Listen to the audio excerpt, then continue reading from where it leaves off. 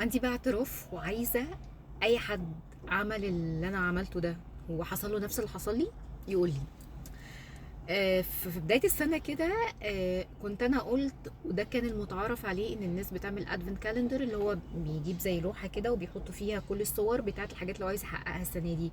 يسافر، يترقى، يتجوز، يحقق حاجه معينه، يفتح بيزنس، ايا كان ايا كان هو نفسه في ايه. فبيقال ان انت بتحطها قدامك كده، وبتقعد يعني في العقل الباطن كل ما بتشوف الحاجه دي قدامك ان انت بتسعى، عشان عقلك الباطن من جواك بيقول لك ان انت المفروض السنه دي تكون عامل واحد اتنين تلاته.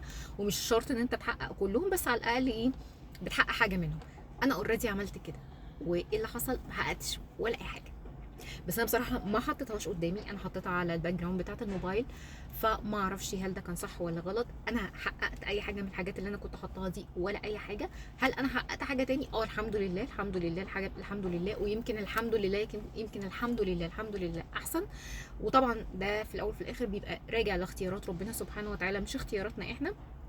بس انا بسال سؤال واضح وصريح: هل حد فيكم عمل ده وحققه فعلا، ولا عمل ده وبرده شبهي كده ما عملش اي حاجه؟